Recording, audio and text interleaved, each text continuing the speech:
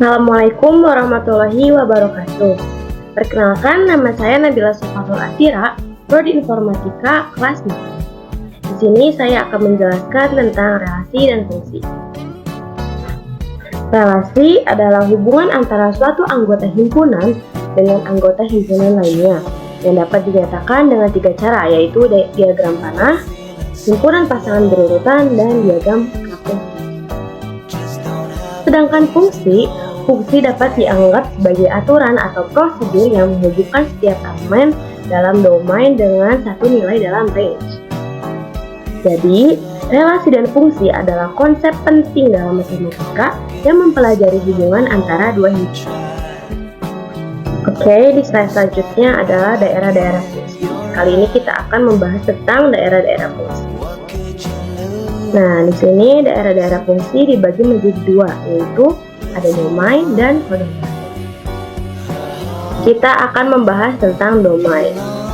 Domain dari satu fungsi adalah himpunan semua input yang dapat dimasukkan ke dalam fungsi. Dalam kata lain, domain adalah kumpulan nilai input yang dapat dioperasikan oleh fungsi sehingga menghasilkan nilai output yang valid. Domain dapat berupa himpunan berhingga atau himpunan tak berhingga dan biasanya terletak di sebelah kiri dalam referensi grafik fungsi. Jadi domain itu biasanya disebut daerah. Domain juga sering digunakan dalam himpunan bilangan real. Selanjutnya ada kodomain atau yang biasa disebut dengan daerah kawan. Kodomain dari suatu fungsi adalah himpunan semua output yang mungkin dihasilkan oleh fungsi. Kodomain dapat membuat elemen-elemen yang tidak berpasangan dan tidak boleh memiliki elemen yang tidak berpasangan lebih dari satu ataupun bercabang. Ini ada contoh gambar domain dan kodomain. Jadi domainnya ada di sebelah kiri dan kodomain ada yang di sebelah kanan. Di slide selanjutnya kita akan membahas tentang sifat-sifat fungsi. Sifat-sifat fungsi dibagi menjadi 3, yaitu injektif, surjektif, dan bijektif. Yang pertama ada injektif. Fungsi injektif juga dikenal sebagai fungsi satu-satu, memiliki sifat bahwa setiap unsur yang berbeda di daerah asal atau domain memiliki peta yang saling berbeda di daerah kawan atau kodomain. Kemudian ada surjektif. Fungsi surjektif juga dikenal sebagai fungsi pada, memiliki sifat bahwa daerah hasil fungsi atau range sama dengan daerah kawannya. Dan yang terakhir ada bijektif.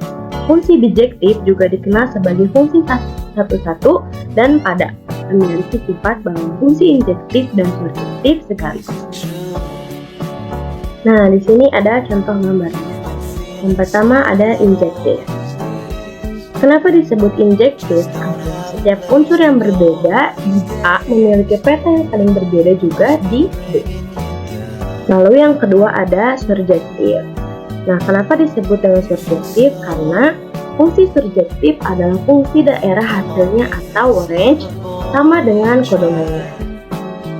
Dan yang terakhir ada bijektif. Fungsi ini tiap anggota pada daerah asal mempunyai satu pasangan di daerah kawan, begitu pula pun sebaliknya. Ini ada contoh soal, oke? Dari fungsi-fungsi yang disajikan dalam diagram panah berikut, manakah yang merupakan fungsi injektif, bijektif, dan surjektif? Oke, bisa kita simpulkan, gambar A itu adalah fungsi injektif, karena anggota domain mempunyai pasangan yang berbeda di dalam kodomain. Yang B adalah fungsi surjektif, karena semua anggota kodomain mempunyai pasangan di domain.